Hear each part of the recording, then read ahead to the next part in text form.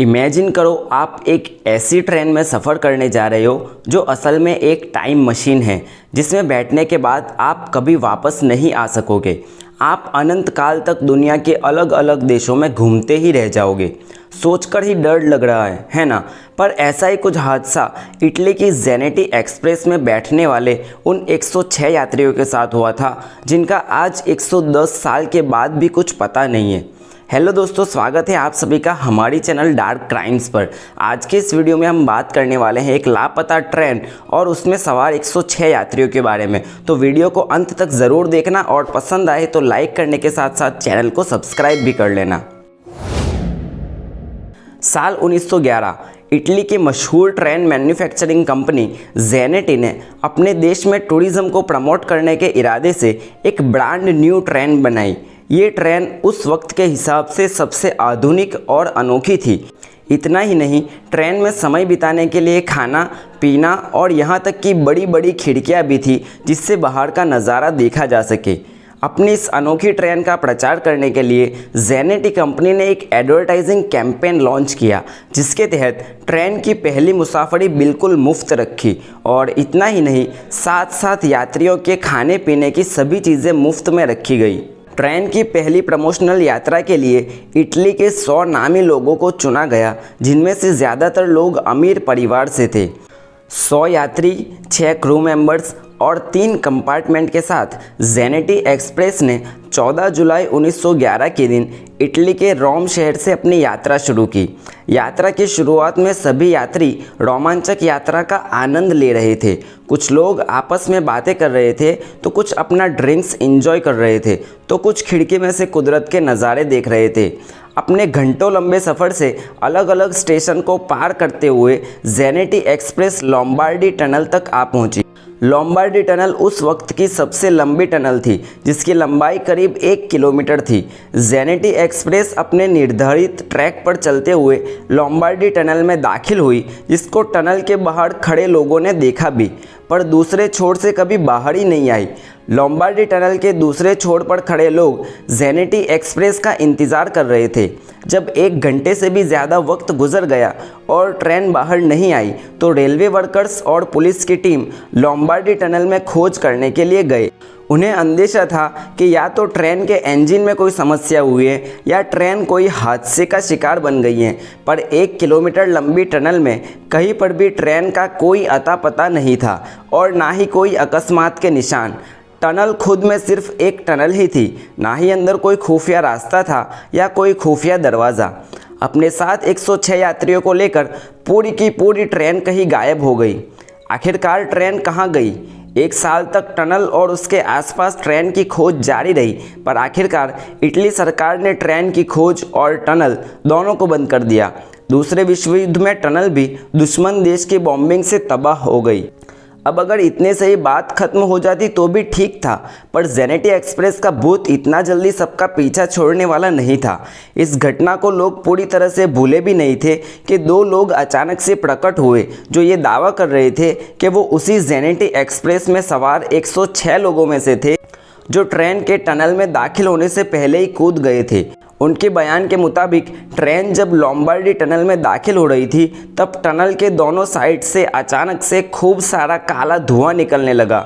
उस काले धुएं के बीच से बड़ा सा सफ़ेद धुआं और डरावना दिख रहा था। ट्रेन कुछ धीमी हो गई और धुआं ट्रेन को हर तरफ से घेरने लगा।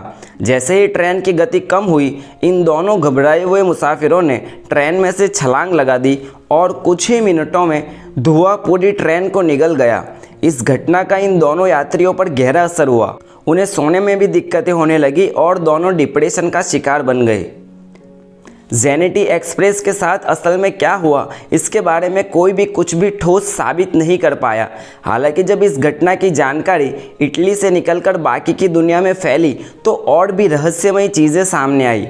एक रिपोर्ट के मुताबिक सन 1840 में ज़ेनेटी एक्सप्रेस के वजूद में आने से 70 साल पहले मैक्सिको के एक साइकियाट्रिस्ट ने अपनी हॉस्पिटल में एक साथ 104 लोगों को एडमिट करने का दावा किया था। डॉक्टर की रिपोर्ट के के मुताबिक सारे के सारे दर्दी अजीब लिबास में थे और सबकी मानसिक हालत पागलों जैसी थी।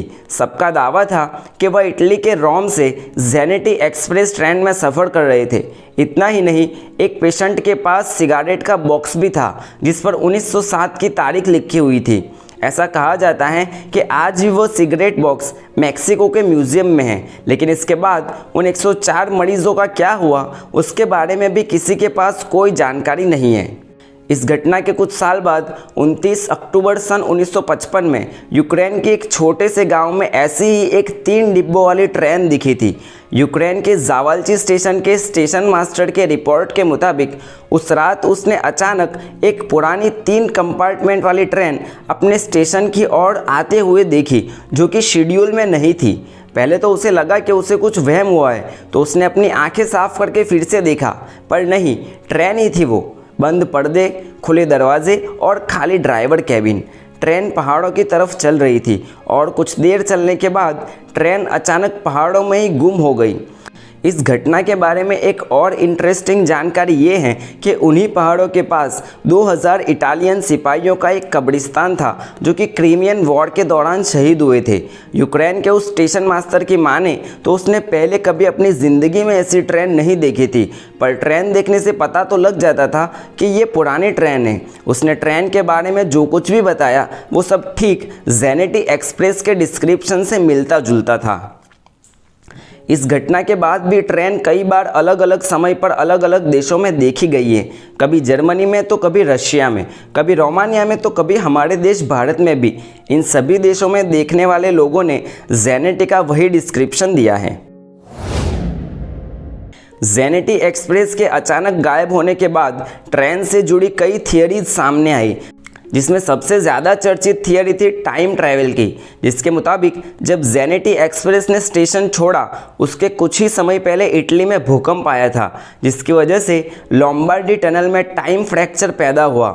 जैसे ही ट्रेन लोम्बार्डी टनल में दाखिल हुई वो इस फ्रैक्चर टाइम हॉल में चली गई। आसान शब्दों में कहा जाए तो ट्रेन टाइम ट्रैवल करने लगी, जिसकी वजह से वो कभी भूतकाल में तो कभी भविष्य में दिखाई देने लगी। हालांकि इस ट्रेन के बारे में आज भी इटली में डॉक्यूमेंट्स तक मौजूद हैं, पर कई लोग इस पूरी घटना को एक अर्बन लेजेंड यानी बनी बनाई कहानी भी मानते हैं। अब असल में सच्चाई क्या है इसके बारे में तो शायद ट्रेन में बैठे हुए 106 लोग ही बता पाए, या फिर क्या पता उनका कोई वजूद ही न हो।